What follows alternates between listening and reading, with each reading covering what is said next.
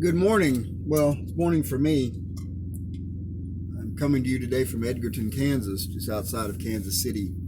I was going to talk about the situation with China and Taiwan, but I just heard, funny enough, this morning, that Kamala Harris was in West Virginia on a local radio station, telling them that these jobs that they're going to kill in the coal industry, that what they can do is they'll send these people out to find abandoned landmines.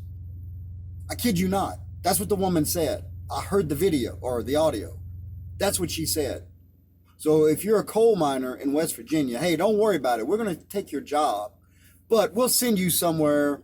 I don't know wherever they have unexploded landmines out there, and have you, I don't know, I guess disarm landmines. Wow, that's wonderful.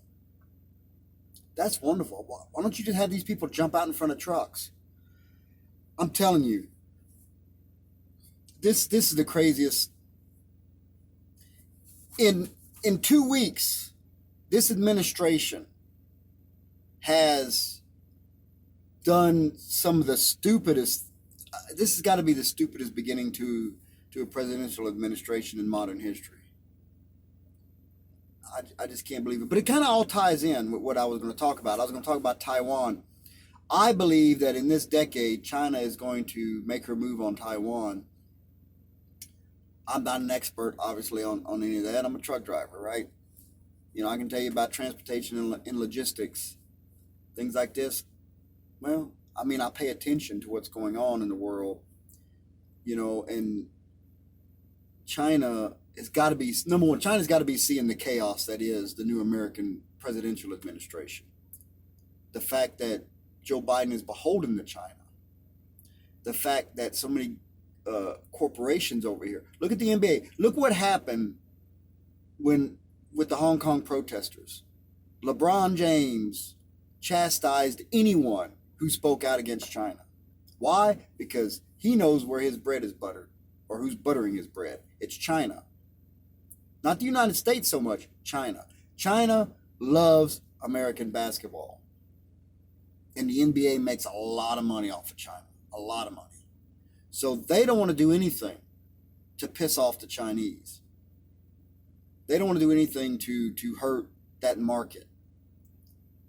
So the NBA is gone. It's no longer an American corporation. The NBA is now owned by China, basically. And there's a lot of other global corporations the same way. You look at Walmart and Amazon, during the coronavirus, which came from China as well, they've made a lot of money. They've made a killing off of this, right?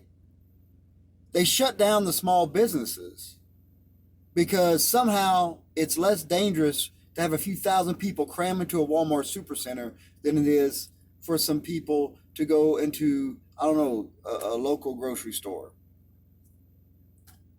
Go figure. I don't even get it, but but anyway, my point is, China sees all this. China saw that we did nothing to help Hong Kong. And I'm not an interventionist, okay? I'm not one of those kind of guys that thinks we should intervene in everything that goes on in the world. Please don't get me wrong. But Hong Kong was probably one of the freest, most capitalistic societies on the planet. And to just let it fall to the Chinese like that, China saw that. Another thing China saw was what Putin did to Crimea. Putin just walked his troops right in there and just took it over. We did nothing. Now, there again, I don't think we should be the world's police, although we are the world's police, because we have the Navy to be the world's police. England was the world's police when the British Empire was still the British Empire all over the world, but it's no longer. So their Navy has shrunk over the centuries. But if China invades Taiwan, two things are going to happen. Either one, we're going to intervene. If we intervene, we're going to have to fight the Chinese. Now, a lot of people tell you that we have to intervene. Why? Well, because we have bases on Okinawa and Guam, some other areas around there. And if China invades Taiwan, that will be the perfect spot for them to spread out from there and take Taiwan or take Okinawa and take Guam. Now, Australia is terrified of this, of what's going on. And the reason why Australia is terrified is because we have a lot of surveillance equipment in Australia where we're looking at China because Australia, is close proximity. They're afraid that what China's going to do before all this happens is they're going to blind Australia. EMP blast, whatever. This is not conspiracy crap. This is what the Australians, their intelligence are telling them. So they will black out Australia. They'll shut the entire grid down just to keep us and Australia from seeing what's going on right away. Of course, we're going to see it anyway. I mean, it's we have satellites. We're going to see it happen. But that would probably delay what we see. I'm not a military expert. So a lot of people say we would have to fight them. I don't know. I'm going to stay out of that. Another thing that may happen is we do nothing. All right. If we do nothing, then China will perceive that as weakness. So will Putin. Putin's an alpha male. Never forget, Putin is an alpha male. That's why him and Trump got along, because Trump was an alpha male. Biden's not. And an alpha male smells weakness. They sense it. And he'll sense it. I think he already has. But he'll really sense it then. Now, does that mean he's going to try to invade the United States? No, he doesn't have the Navy for that. China, they have a large Navy. But they don't have deep water capabilities. In other words, they're not going to cross the Pacific Ocean to get to us. They don't have the support ships for that. They don't have the oilers, the supply ships. They only have, I believe, correct me if I'm wrong, 2 aircraft carriers. That's it. Now, I believe Russia only has 1. So they don't have the capability to invade us, per se. And we would see them coming long before they got here.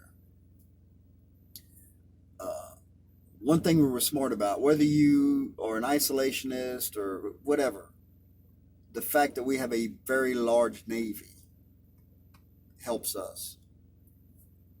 So I think we could stop any invasion, at least at this point. But we could end up being bogged down in a war with China. China, a country with 1 billion people, which means they can keep throwing bodies at us, throwing bodies at us, throwing bodies at us. Russia, another large country. If they allied themselves with China. Because make no mistake, Russia would love to be back as being a superpower.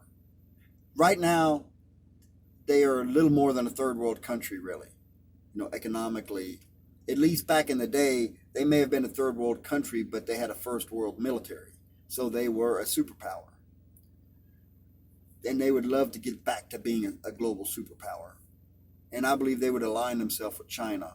And maybe even some Middle Eastern countries as well. And they could throw a lot of bodies at us. They could definitely outlast Britain and in the EU. So I don't know. That's just my opinion, just my thoughts on it. I think China's getting ready, and you should be prepared. And to all my truck driver friends out there, you should be prepared.